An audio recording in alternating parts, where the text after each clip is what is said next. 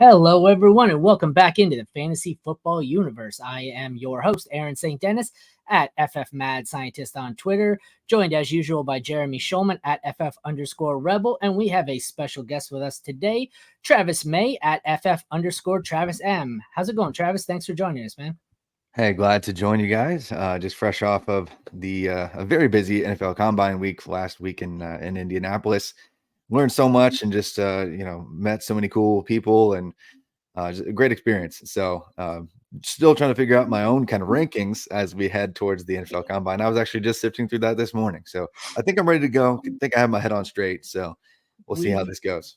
We've been working on updating ours, and that's what I found has been. You'll have this again when the draft comes around. It's a real thin line there between sticking to your guns and then not massively overreacting to one thing where it's like, oh, this guy who I used to have at 4, I've now dropped down to 47 because he ran 3/10 of a second too slow. So the thin line, man, you got to really balance it. Got to be careful. Most of these tests are really just threshold things, as long as they don't completely tank it, a la, Audric Estime or something like that, then they're probably fine. So, and it's amazing. I used the one player, Keon Coleman, where he ran the slowest 40 time of any of the receivers, but then in the one drill where you're catching back and forth, he had the fastest top speed of any receiver. So yeah, he did really well in the gauntlet, and that's not surprising. He's pretty smooth on field.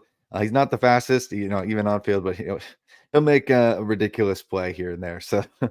I'm not trying to overreact to anyone too much off of 1 week in spandex, but yeah. Well, it just goes to show you too that 40-yard dash time does not necessarily equate to playing time, because he played as one of the faster receivers in that gauntlet drill, but ran as the slowest. So don't overreact. That's kind of what we're starting with here. We're going to get into a rookie mock draft here. We have it set for 4 rounds. It's not 4 rounds. We're only going to go 2. I like to have one of each position, so the ADP is as reliable as it can be this time of year. Superflex tight end premium. I guess if we're ready to go, I will start it up at the 101. We have one of my followers, but I'm not sure if he's an analyst or not. So we'll see where he goes. While we wait for him, who you guys taking as your 101 here? Is it still Caleb? Yeah, it's definitely got to be Caleb Williams here, right? Like if you're into Superflex, you're just taking the best quarterback off the board. Caleb, aside from everything that we've heard on Twitter and from random pundits across the internet, who knows what's going on, but you may have a bit of a troll situation here, Aaron, right off the bat. No, you know what that is? That's one of my followers who took what I said and went a little too heavy with it. I like JJ McCarthy. I'm not sure.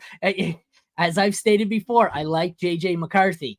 I don't want to take JJ McCarthy at the 101. I'd like to take him around 105. And if I have the 101, I'm looking to trade down. So we start here with JJ, Caleb Williams, and Jaden Daniels. So Brad Reed, 1985. You have lost your bloody mind. Like I said, I am the JJ McCarthy guy, but I'm not using the 101 on him. You can get him way later than that. If you want JJ, you can later pick. What's that? That does speak to the hype train that's been going on with JJ McCarthy in the past week and really the past month or so. Even I think probably over a month now ago, the betting market shifted and had JJ McCarthy as a favorite to go to the Minnesota Vikings.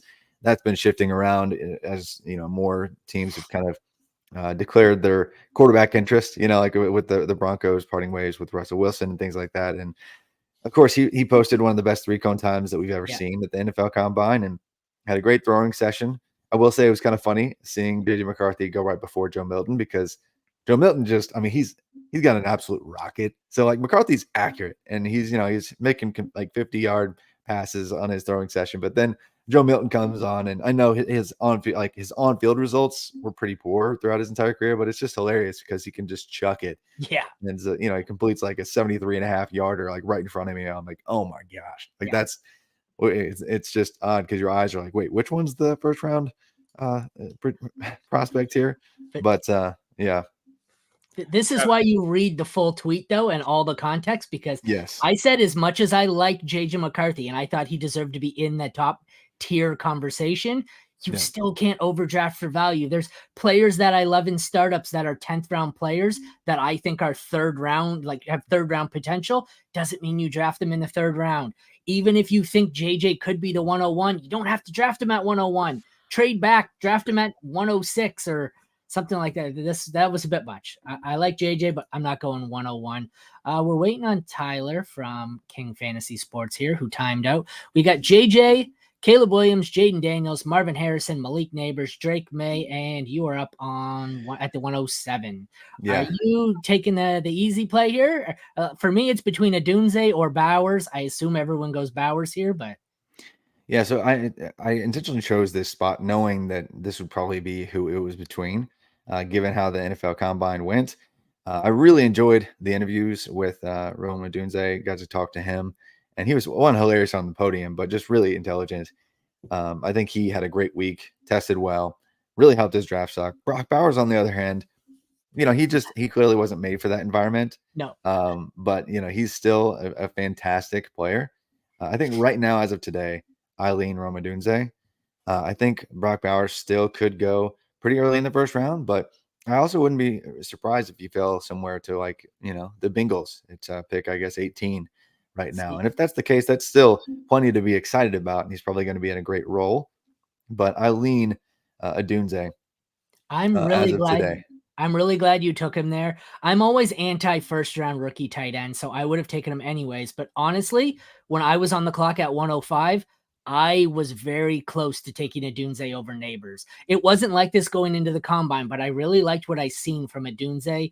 Just in everything on field, his attitude. I don't know if I'm just overreacting, but him staying on the field at the end of the drills, repeatedly trying to better his time on that 3-cone drill. I dug that. And I thought that said a lot about a character guy who wants to put in the work. And I love that. And that may just be me, but I was very close to taking Odunze at 5.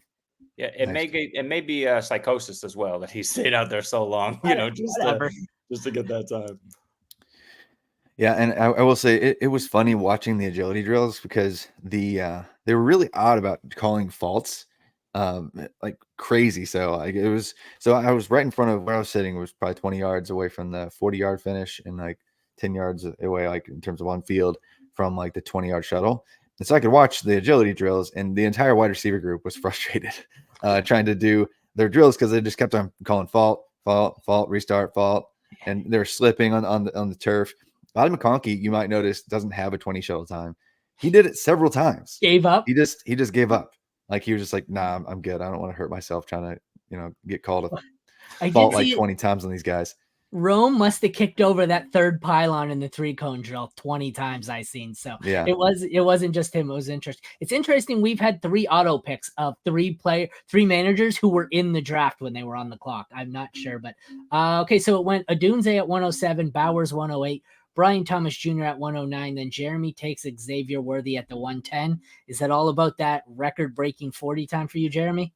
No, listen, confirmation bias is a hell of a drug, right, guys? But awesome. Xavier Worthy had an amazing tape. I thought he was one of the first wide receivers I ended up looking at, just happenstance. And, he really held up throughout the rest of the process. He can run a route. He's quick and fast. We saw just how fast he was. And I think, the biggest point for me with him is he's 20 years old, right? So he's got plenty of room to develop. And, some people in this room, including Travis May, who I read your piece on him the other day, thinks that it's very possible that he could go to the Jags at 17. What are you hearing about that? Obviously he's climbing up the NFL boards. Yeah. Yeah. So I didn't want to dive into all the things that I had learned, but I've been talking to some staffers in the NFL about Worthy for a couple of years now, just because the on-field stuff, the actual tracking data that you and I, like us normals, don't have access to, like the full next gen stats. Yeah, I mean, really, we don't have like the next gen stats data to like look ahead with all the different tracking services. And there's a handful of tracking services that even monitor all the college game. And I would pay a pretty penny to have access to that. But apparently Worthy has been for a few years now one of the freakiest athletes in terms of on-field athleticism that we've seen in the past few years. So it was no surprise that he ran one as fast as he did. I guess it was surprising that he broke the record, but he was ridiculously fast. So even if he messed up his start he was going to be one of the freakiest athletes there. But the way that he accelerates, decelerates, wins on field, it was just I was excited to be there to see it happen. But to just see somebody who I've been rooting for since before he even came into college. Like I play in some weird fantasy leagues where you can roster these players, and actually get points for them in college. And so I drafted him, as early as like the spring before his freshman year. And so, seeing somebody succeed that you're rooting for that long, and not only succeed but break the record for the 40, it was an awesome celebration to be there live and to see the crowd. There was at that point in the evening only a few hundred people, because like most of the fans in that little fan section had left because they'd seen the throwing sessions, all that. But it sounded like a full stadium erupting and celebrating a touchdown. It was just so crazy. So excited to see that. He's probably going to be a first-round lock at this point. It's interesting we see the two Texas receivers, and then Troy Franklin slides all the way to the 112. That's interesting. And then, despite some lackluster results here at the Combine, we have 4 running backs go at 201, 202, 4, and 5. I think that might be the only ones, because I think the other running backs really fell. We have Bucky Irving and Audric Estime. They died a quick death there. So I really found that I liked this draft class a lot better before the Combine. And that's me, again, trying to rein myself in and not overreact too much, because I used to love all the way to almost the end of the second round. Now, once we get to about 203, I start going, I don't really love any of these options. I think that there were a lot of disappointing results at the Combine. As you see, like Franklin, he went 105 in some of our drafts. Now he's 112. So what was your thought there? You took Braylon Allen. He didn't test, right? Allen. He did not test, but I talked with him personally. He's been prepping out in California, just working on a few things. One, with his athletic testing, but 2, some footwork and some receiving game stuff to just continue improving in that regard. They changed schemes at Wisconsin this past year, and he was able to prove himself a little bit more in pass pro, and he was asked to catch the ball a little bit more. He wasn't the most efficient receiver, but he was actually much improved from his small sample size in his first 2 seasons at Wisconsin. But we already knew he was a really explosive athlete and, just ridiculously strong runner. But for him to really, I guess, round out his game here ahead of the NFL draft, I think it's going to be a great thing. He's probably going to get right as far as speed and explosion and agility, and with his tests with a couple more weeks of prep, and then just destroy his pro day results. And we're probably going to see kind of a elite surge with his hype after he actually tested his pro day, even if pro days do typically see a slight improvement in terms of the measured time results. Like friendly home scorekeeper. Yeah, we're still going to see kind of a late hype storm with him. But I am interested just to see these running backs kind of come off the board in the order that they did, because Trey Benson went first, Marshawn Lloyd went second, which is interesting to me. But he was the most efficient running back in Power 5 last year, over 8 yards per touch. And I talked to him about that, and he just was really complimentary of all of his coaching and how they've kind of coached up quick twitch decision making to help him improve. And both of them have struggled with injury, but both seem to be top 3 or 4 athletes at the Combine, which was really promising. So I like both those players. I'm going to hit pause because I'm not sure if I hit end if it wipes everything out, but we're going to stop at 2 rounds there.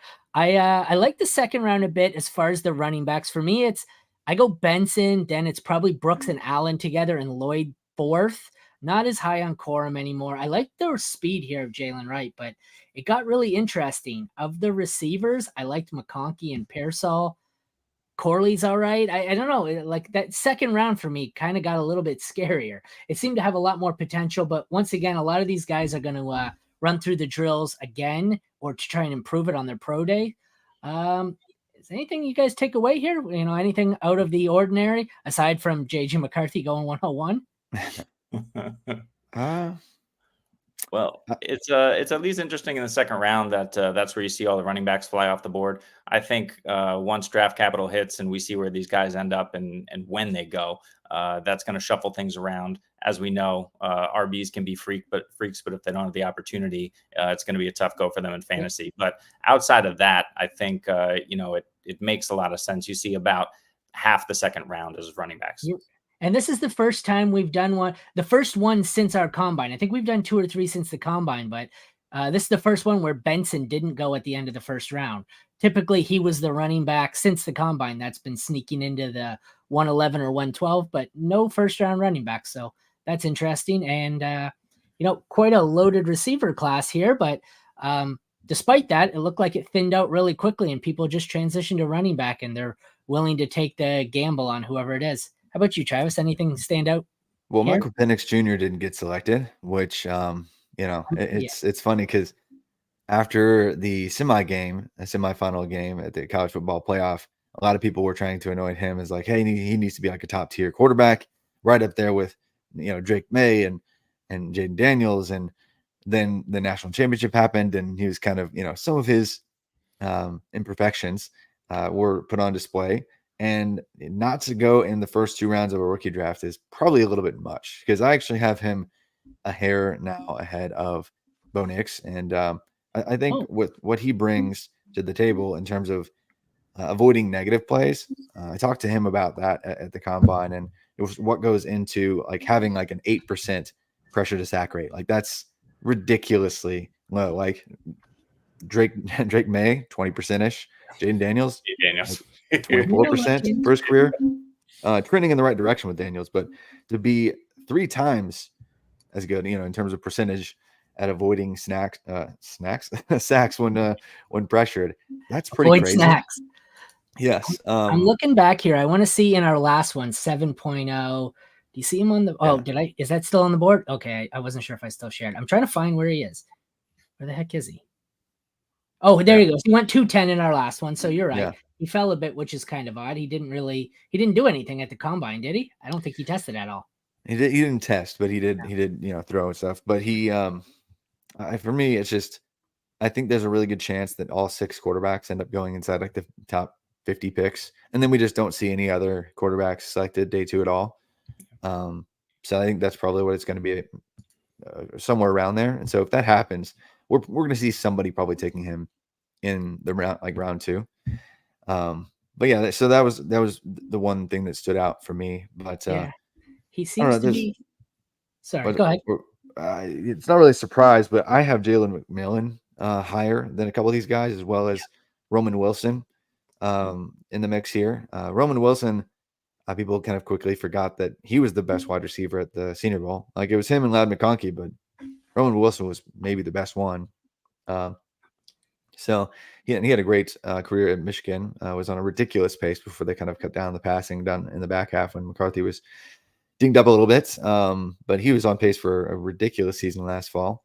So Roman Wilson, Jalen McMillan, I think should be in the mix here somewhere around round 2. So that's probably a little surprising. And then if you want to go back to the board, did we actually get Jalen Wright selected? I'm trying to bring out. I was scanning through the other boards here. Jalen Wright, would you take him 210? 210, yeah.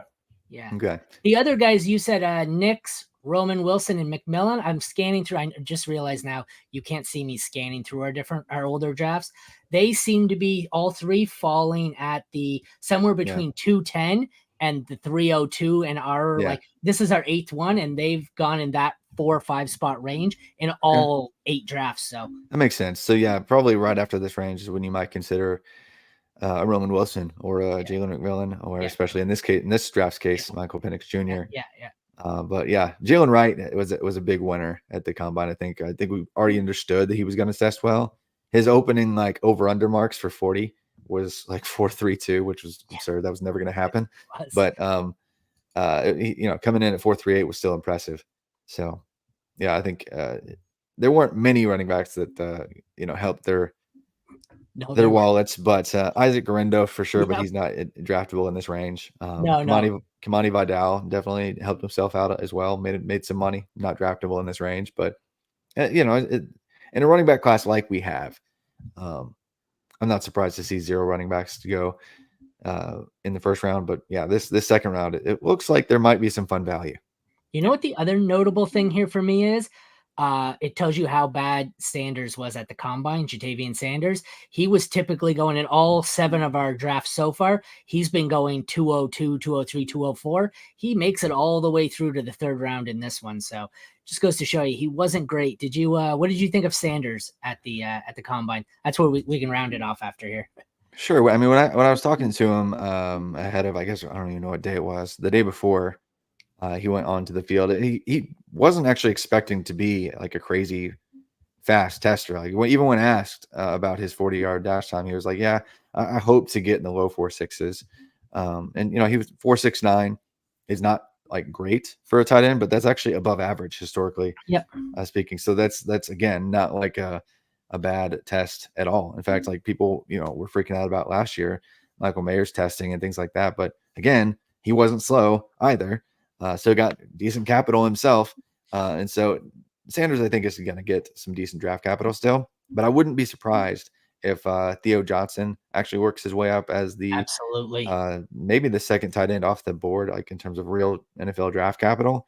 That's kind of the buzz I got in terms of like the number of teams that were having formals with him and hyping him up, and reporters that were interested in him that I talked to said, hey, my team's talking to this guy, my team's talking to this guy. It just seemed like Theo Johnson, even before testing out as well as he did, was already gaining steam. And so that seems like he's going to be at worst the tight end 3. And so that's fun because we weren't seeing a bunch of tight ends that were like early round picks this year. And so if it is that both Sanders and Theo Johnson sneak into round 2 of real NFL draft capital, then that's great for fantasy football purposes. Makes a couple more guys interesting. That's awesome. He's from my hometown and went to my high school, and still he was so unproductive that I didn't really know much about him. And he was so good at the combine, I really got high on him until all the reports are now, he visited with Baltimore and Pittsburgh. He's going to end up in the AFC North and just completely ruin another tight end because that's what Baltimore does. But for now, all the time. Yeah, it was definitely nice to see someone else step up. But so that's what we're seeing, where Sanders fell, and the last draft we did, Theo Johnson and Ben Sinnott stepped up a bit. So, all right. Well, thank you for joining us, Travis. You want to take a second here, tell everyone where they can find you and your work? Sure. I am not really doing much fantasy exclusive content anymore. I do the College2Canton podcast on RotoViz Radio with Stefan Leco. You can find him on Twitter at Stefan Leco. You can find me at FF_Travis M for all my draft stuff, fantasy football stuff. But all of my written work these days is actually with A to Z Sports, doing a bunch of college football, NFL draft coverage there. We're actually kind of building out the team still for college football season this year. I'm the managing editor for that side of things. So it's going to be fun just kind of building that out and seeing that continue to grow as we've just gone kind of national as a company the last couple of years on the NFL side, and just seeing the college football side grow. So really going to dive into just over a dozen teams covered this year and then go full Power 5 here moving forward. But yeah, thanks again for having me on. I always love to draft some rookies and talk some NFL drafts. So yeah, good luck in all your leagues, all your drafts coming up. Awesome. Thank you very much for joining us. As always, come back tomorrow and check out what's next on the Fantasy Football Universe, where we are continuing with the rookie sneak peek series, or head over to fantasyfootballuniverse.com, where we have like 150 rookie profiles and a whole bunch of these written forms of mock drafts. For Aaron and Jeremy, thank you, Travis, for joining us, and take care. We will see you all next time.